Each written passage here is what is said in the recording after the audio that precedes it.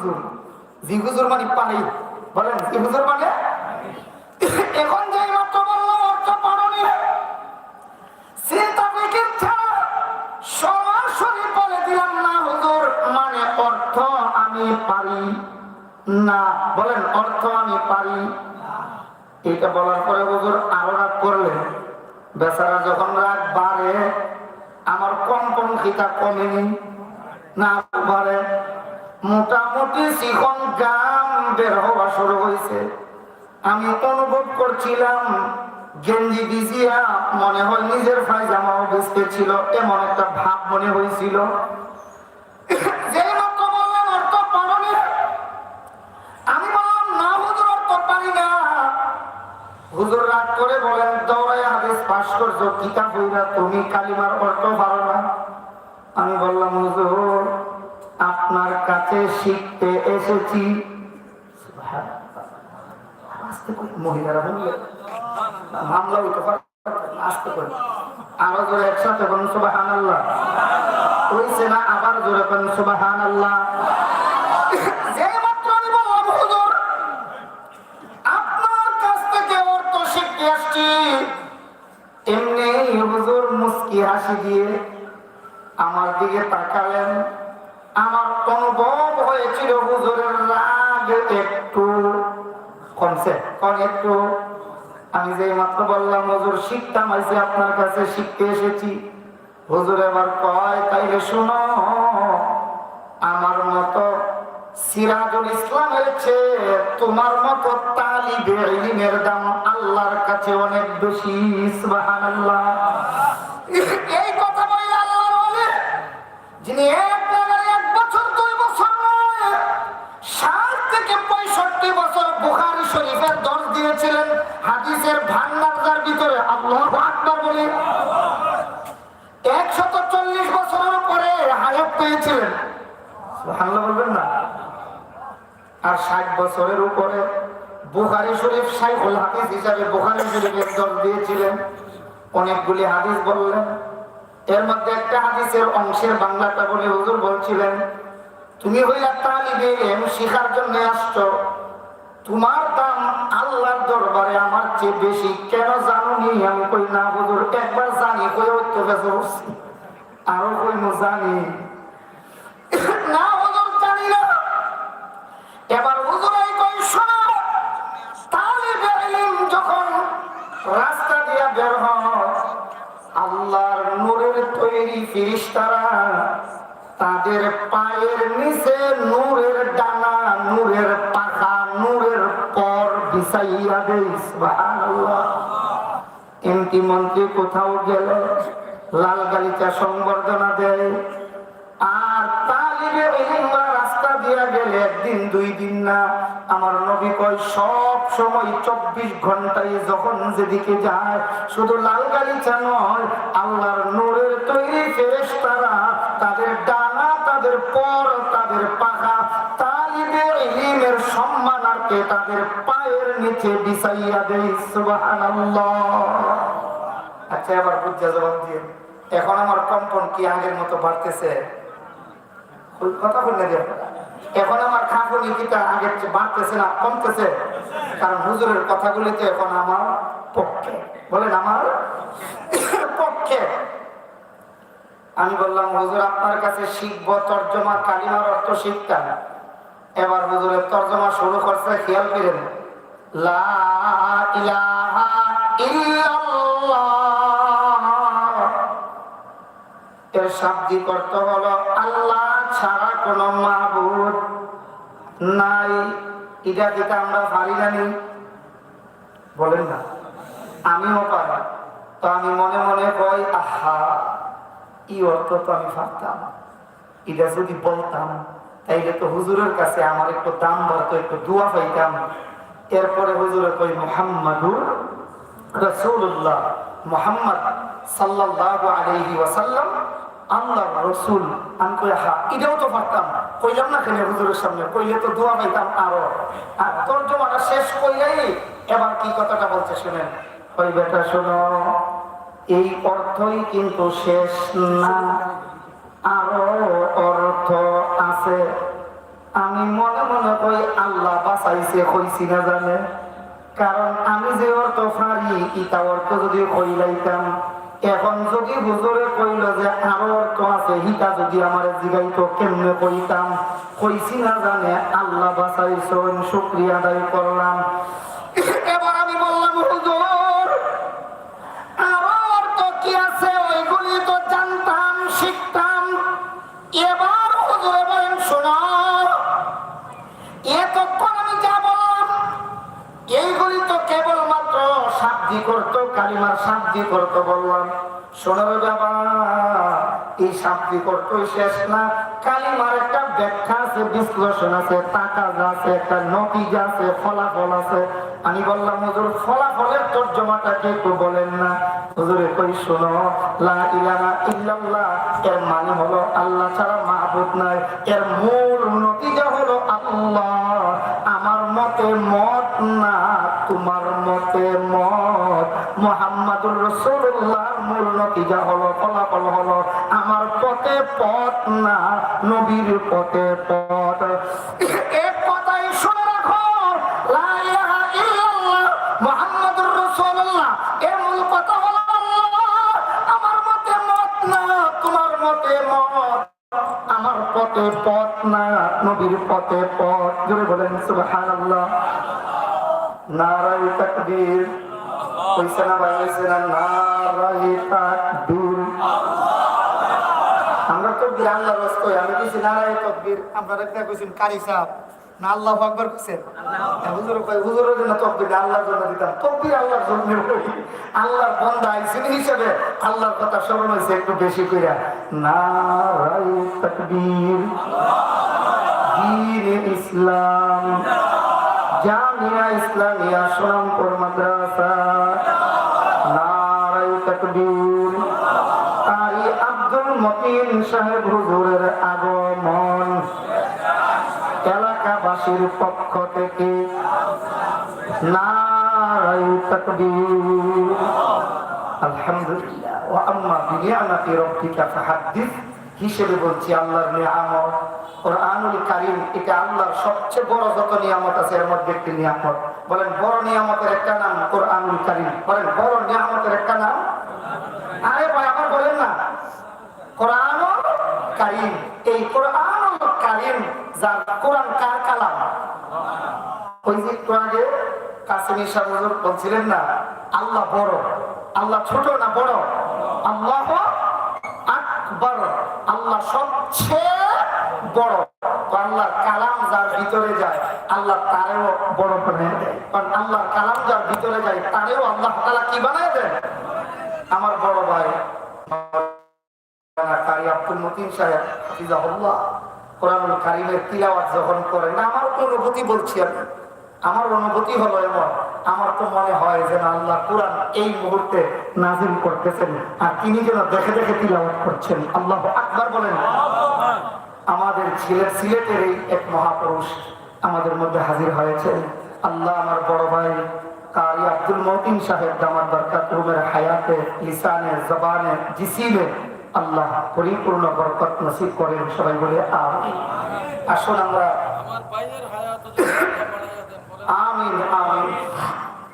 আল্লাহ তাআলা বড় দয়া বলেছিলাম যে আল্লাহ আমাদেরকে হাজির হওয়ার তৌফিক দান করেছেন যেন আমরা আমাদের জীবনটা নবীর তরিকা মতে পরিচালনা করতে পারি।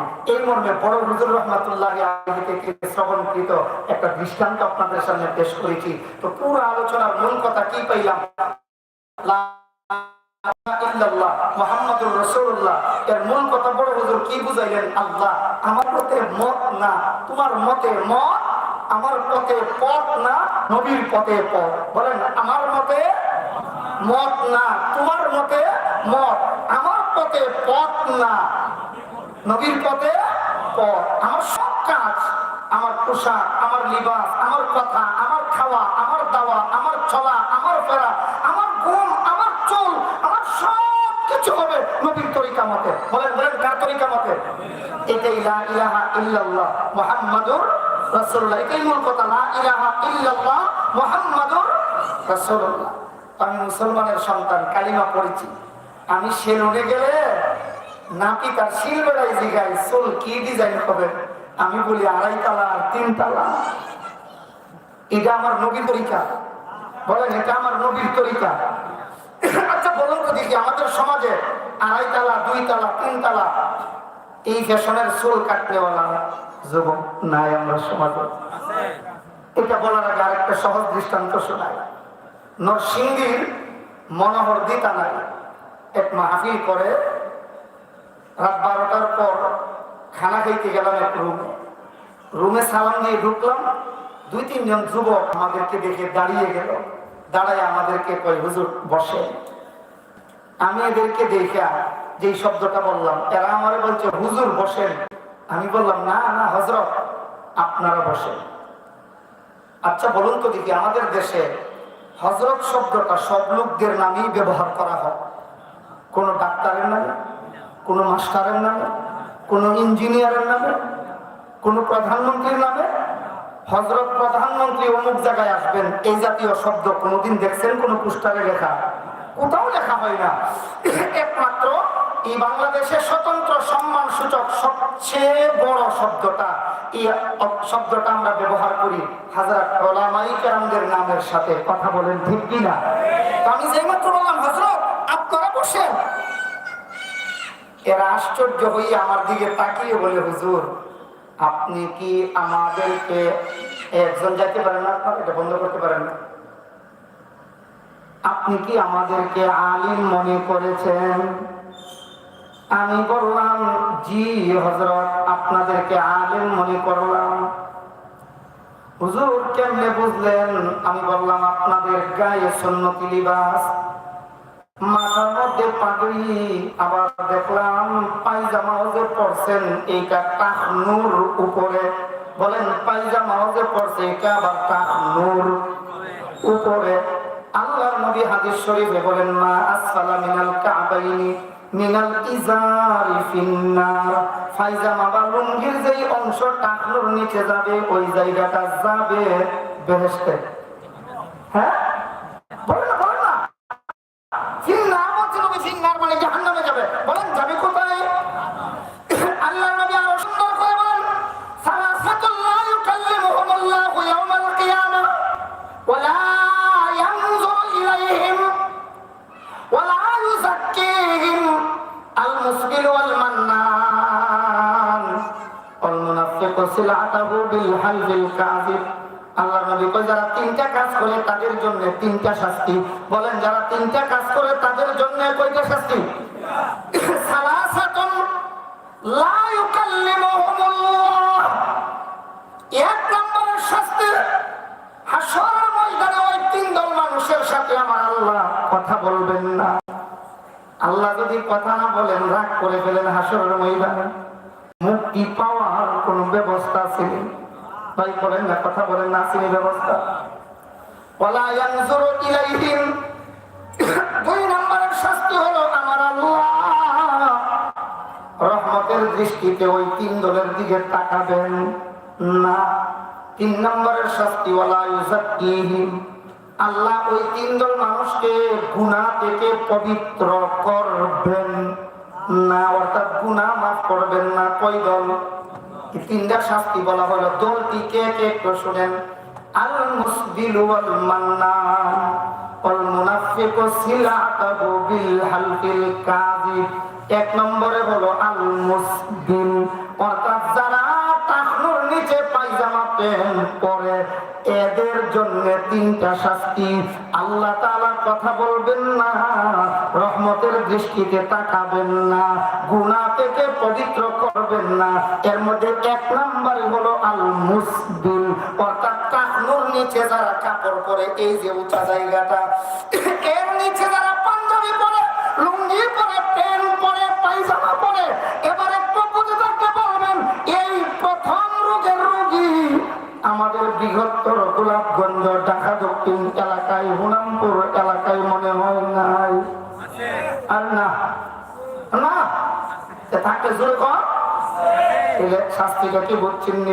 2 নম্বরে আল্লাহর নবী বলেন আল মুসবিল ওয়াল মান্নান। যারা মান্নান, আব্দুল মান্নান নাম থাকলে আবার এটা মান্নান বুঝছেন না। মান্নান যারা তাদের এই শাস্তি। মান্নান কারা?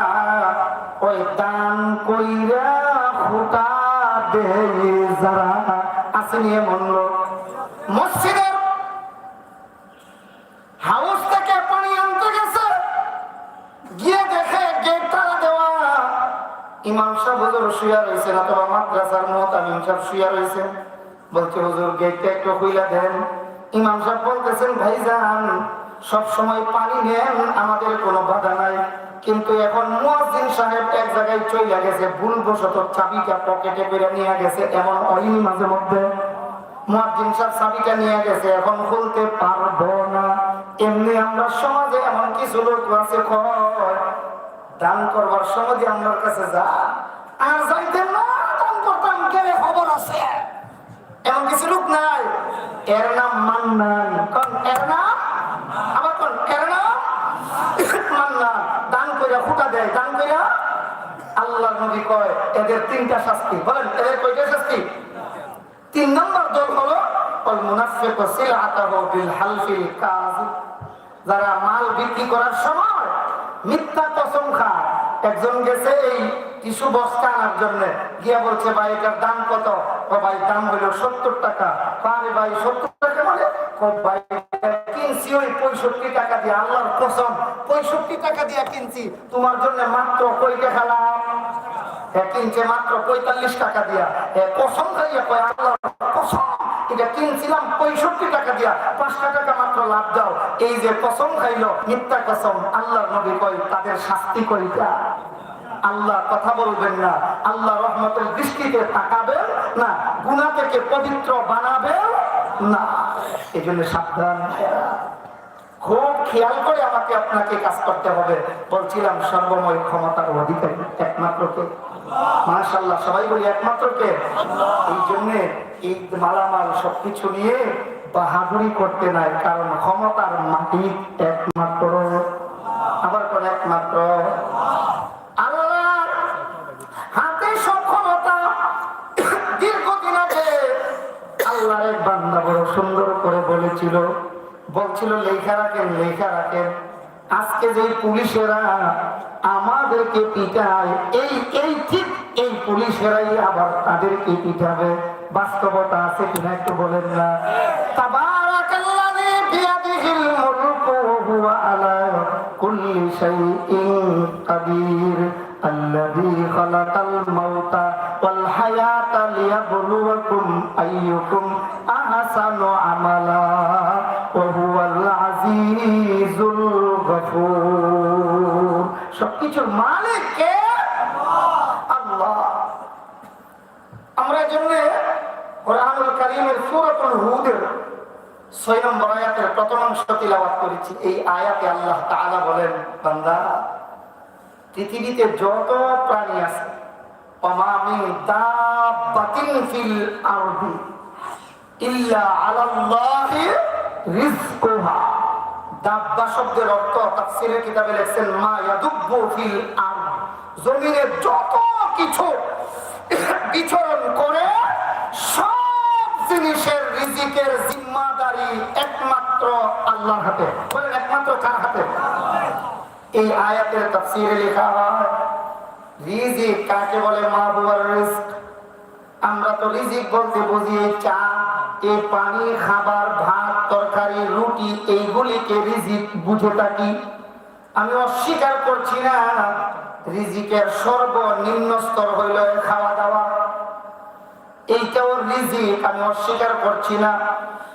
তবে রিজিকের আসল ব্যাখ্যা কি?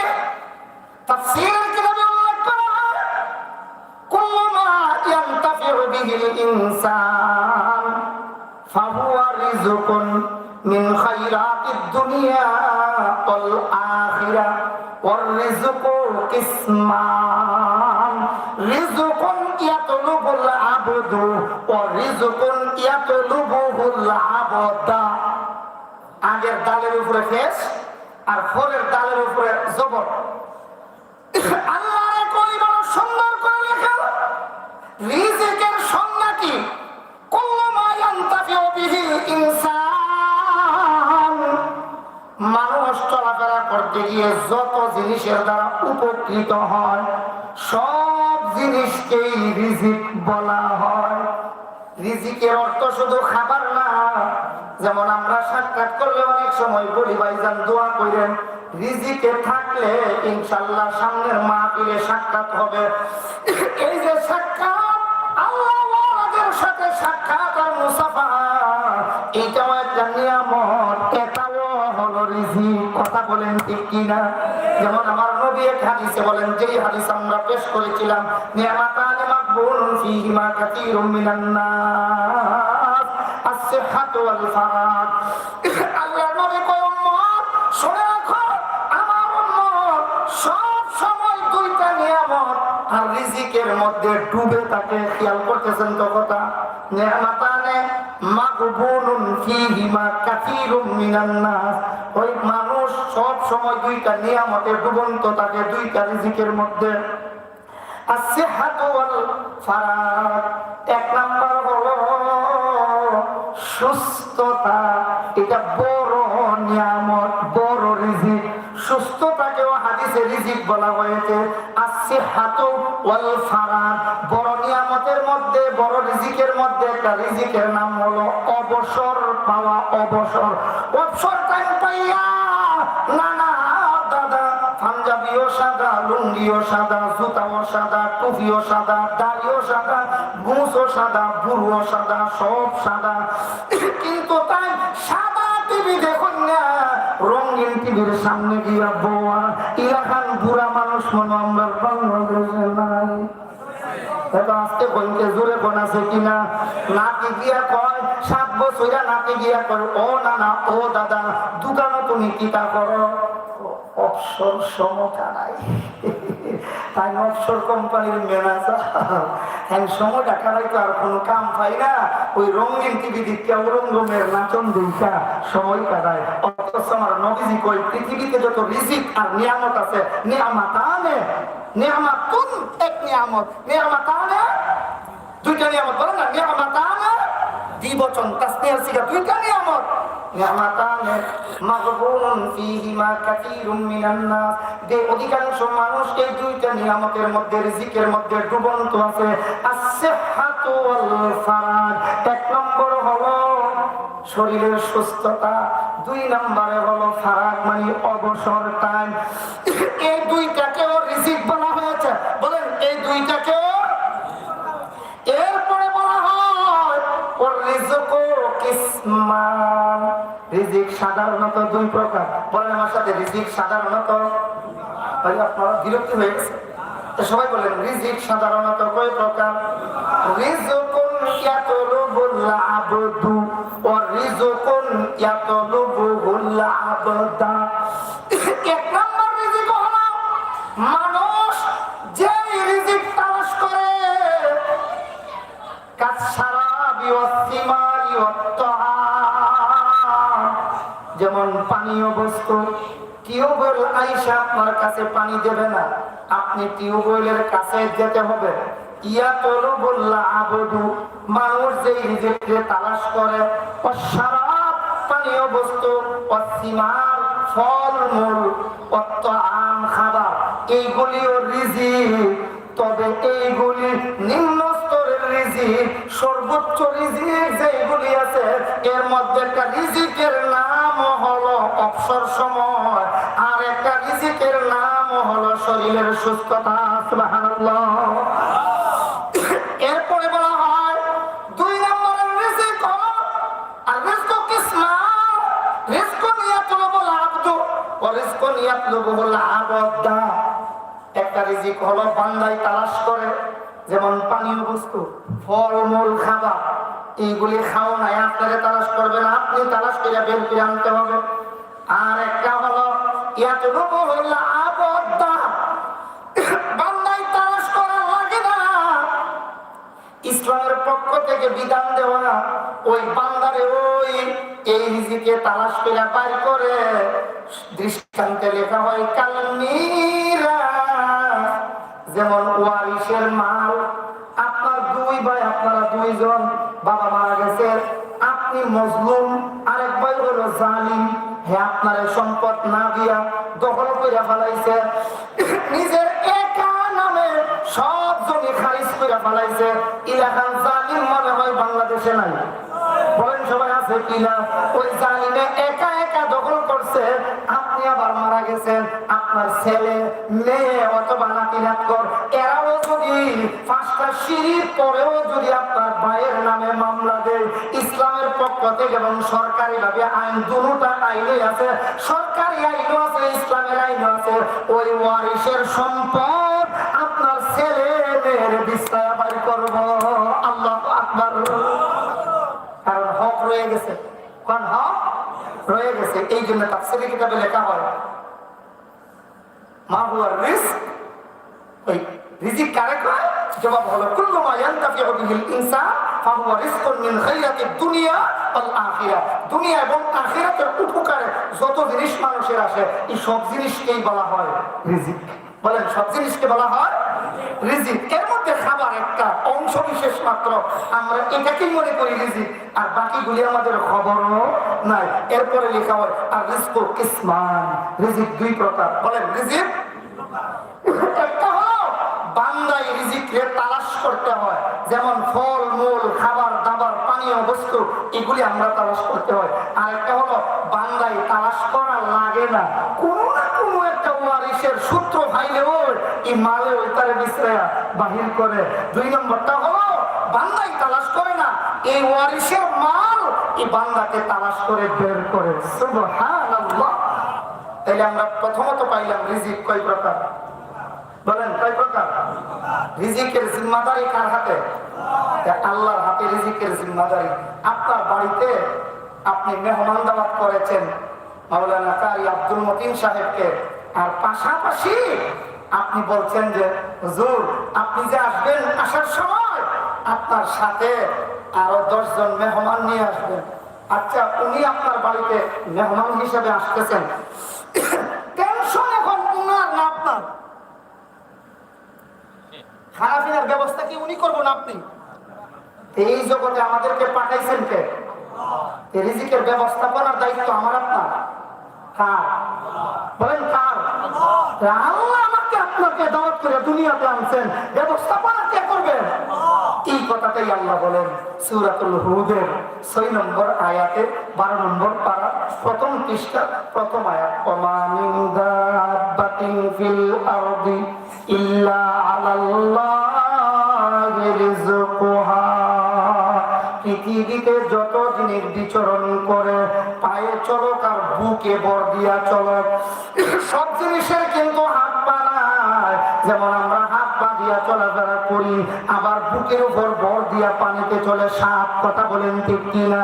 এই দাব্বা শব্দের ভিতরে সব কিছু আছে। এই সব জিনিসের রিজিকের জিম্মাদারি একমাত্র কার হাতে? আবার বলি কার হাতে? আল্লাহর হাতে যদি রিজিকের জিম্মাদারি হয়, আমি আপনি কেন আরেকজনের সম্পদ নিয়ে লাফালাফি করি, আরেকজনের সম্পদ আত্মসাৎ করার জন্য চেষ্টা করি? আমার নবী বড় সুন্দর করে বলেন তলাবু কাসবিল হালালি ফরিদাতুন বাদাল ফরিদা। নামাজ রোজা হজ যাকাত যেমন ফরজ, হালাল রিজিক তালাশ করাও তেমন। وقال النبي صلى الله عليه وسلم لا يدخل الجنة جسد غزي بالحرام। যে বডির মধ্যে হারাম খাবার ঢুকছে, এই বডি জান্নাতে প্রবেশ করতে পারবে। অন্য এক হাদিসে আসছে আল্লাহর নবী কয় আমার উম্মত শোনো, আল্লাহর রাস্তায় গলা কাটাইয়া যদি শহীদ হয়ে যাও, জীবনের সব গুনাহ মাফ হয়ে গেলেও পরের দেনা 1 আনা থাকিলেও মাফ হবে না। এই জন্যও পরের মনে কষ্ট দেব না। ওয়ান আবি সাঈদুল খুদরি রাদিয়াল্লাহু তাআলা আনহু قال قال رسول الله صلى الله عليه وسلم من أكل طيبا وعمل في سنة وعمل الناس بوائقه دخل الجنة। سبحان الله। নবী কয় 3 কাজ করলে সরাসরি জান্নাত। কোন 3 কাজ করলে সরাসরি জান্নাত? মান আকালা তাইয়িবান, যারা পবিত্র খাবার খায়, ওয়া আমিলা ফি সুন্নাহ, সুন্নাত মোতাবেক জীবন পরিচালনা করে, ওয়া আমিনান নাসু বাওয়াইকাহু, মানুষকে যারা কষ্ট দেয় না, প্রতিবেশীকে কষ্ট দেয় না, জনগণকে কষ্ট দেয় না, জনগণের চাল চুরি, ডাল চুরি, টিন চুরি, কম্বল চুরি করে না, এইভাবে কষ্ট দেয় না, আল্লাহর নবী কয় দাখালাল জান্নাহ, তুমি জান্নাতি হয়ে যাবে। সুবহানাল্লাহ। রিজিকের জন্য এত কিছু কেন? রিজিক যা লেখা আছে আল্লাহর খাতা, এটা আমার কাছে আপনার কাছে আসবে, কোনো না কোনো দিক দিয়ে আল্লাহ তাআলা এটা পৌঁছাবে। কারণ রিজিকের জিম্মাদারি কার হাতে? এই মর্মে এই আয়াতের তাফসীরে একটা লম্বা চূড়া দৃষ্টান্ত আছে, এটা সারসংক্ষেপ একটু বলি। নবীজির কাছে সুদূর ইয়ামান থেকে একদল মানুষ আসছে। যারা এসেছিলেন তাফসীরে কিতাবে লেখা হয় 7 থেকে 10 জনের একটা জামাআত। এর মধ্যে একজন হযরত আবু মুসা আশআরী রাদিয়াল্লাহু তাআলা, আবু মালিক আশআরী রাদিয়াল্লাহু তাআলা, আবু আমির রাহিব আশআরী রাদিয়াল্লাহু তাআলা, এমন 7 থেকে 10 জন ব্যক্তি ইয়ামান থেকে আল্লাহর নবীজির কাছে এসে তারা কালিমা পড়ে মুসলমান হয়ে গেছে। আয়েশা কয়, হুজুর শুনছি আপনি নাকি বলছেন মান কালা লা ইলাহা ইল্লাল্লাহ দাখালাল জান্নাহ, কালিমা পড়লে বলে জান্নাতি, আপনি এই কথা বলছেন? নবীজি কয়, হ্যাঁ, কালিমা যদি পড়ো, বিশ্বাস করো, আল্লাহ তোমাকে জান্নাত দিয়ে দেবেন। তাই নাকি? কয় হ্যাঁ। সাথে সাথে কালিমা পড়ে ইসলাম ধর্ম গ্রহণ করে ফেলেছেন। সুবহানাল্লাহ। নবীজি তাদেরকে বললেন, তোমরা এই এলাকায় থাকো। লম্বা চোরা কথার সারসংক্ষেপ কথা হলো, তাদের কাছে খাবার দাবার যা ছিল এক পর্যায়ে সব শেষ হওয়ার পথে পরামর্শে বসলেন। আর আমরা তো ভালো করে জানি আমাদের দাওয়াত ও তাবলীগের নিয়ম নীতি যা আছে, এর মধ্যে একটা হলো আগামীকাল সারাদিন আমাদের খেদমত কিভাবে হবে এই নিয়ে একটা পরামর্শ হয় আগের দিন রাতে। তো সাহাবায়ে কেরাম পরামর্শে বসলেন, আমাদের খানা পিনা যে প্রায় শেষ, আর কিছুই নাই, খাবো কি সামনে রক্ত, এজন্য একটা কাজ করি, আল্লাহ নবীজির কাছে আমাদের এই সংবাদ বা খবরটা পৌঁছানো হবে।